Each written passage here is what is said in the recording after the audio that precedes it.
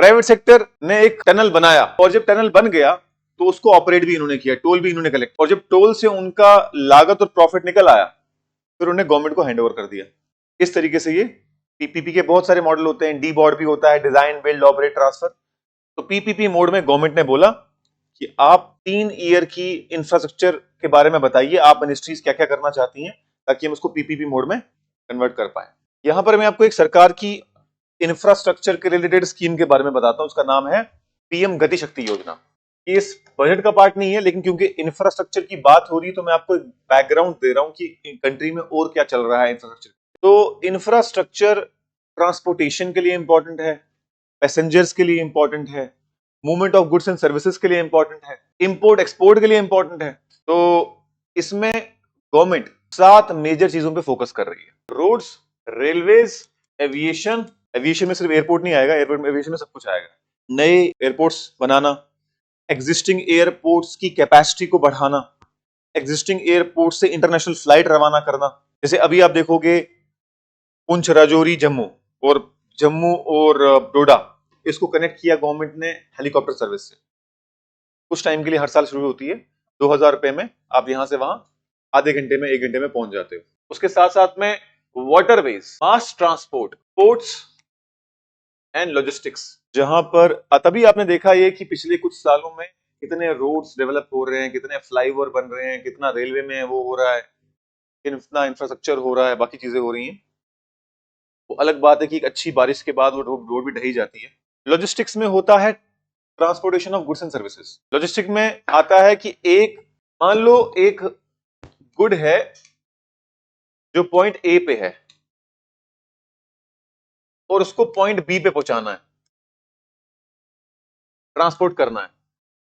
अब ट्रांसपोर्ट करने के क्या क्या तरीके हैं? Road, railway, by air, waterway अगर है तो वाटरवे भी हो सकता है, या फिर समुंदर से।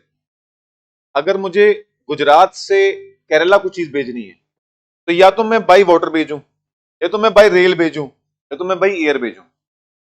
लॉजिस्टिक्स का मतलब है, लॉजिस्टिक्स को इंप्रूव करने का मतलब है कि पॉइंट ए से पॉइंट बी पे गुड मिनिमम पैसे से पहुंचेगा और सबसे तेज पहुंचेगा। कौन सा वो तरीका है जिसमें मेरा इन्वेस्टमेंट भी सबसे कम होगा, मेरा जो चार्ज आएगा उसको ट्रांसपोर्ट करने का वो भी सबसे कम होगा, दूसरा सबसे तेज पहुंचेगा। वो जितने कम चार्ज ट्रांसपोर्टेशन चार्ज लगेंगे और जितना तेज वो गुड आगे पहुंचेगा उस गुड की उतनी ही डिमांड बढ़ेगी। ऐसे अगर आप कभी रेस्टोरेंट में खाना खाने जाते हैं तो मेनली 2 रीजन की वजह से जाते हैं, वहां की वाइब्स और सर्विस, दूसरा खाने का टेस्ट। खाने का टेस्ट उतना कमाल नहीं हो लेकिन सर्विस अच्छी हो तो तब भी इंसान चले जाता है।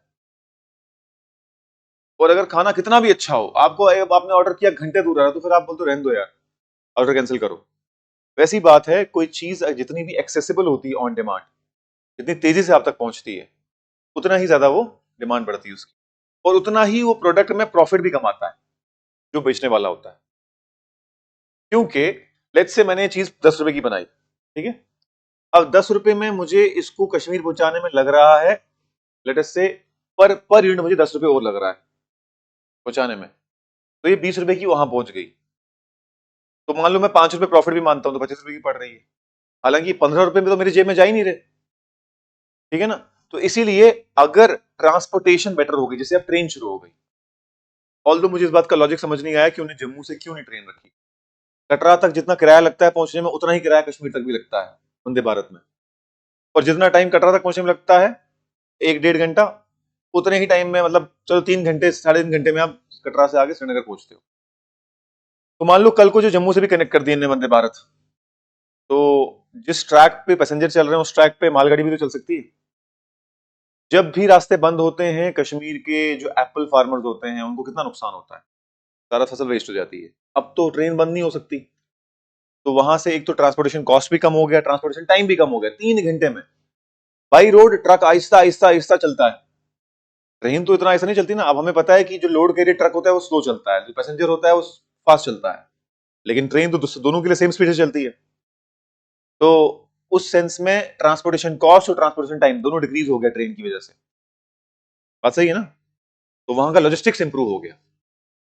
इसी तरीके से लॉजिस्टिक्स ये भी है कि पॉइंट ए किसी और कंट्री में है, पॉइंट बी किसी और कंट्री में है, कितना तेजी से आप शिप पे उसको प्लेस करके वहां पर अनलोड करोगे, कितने एफिशिएंटली, कितने कम टाइम में और कितने कम पैसे में, ये होता है लॉजिस्टिक्स।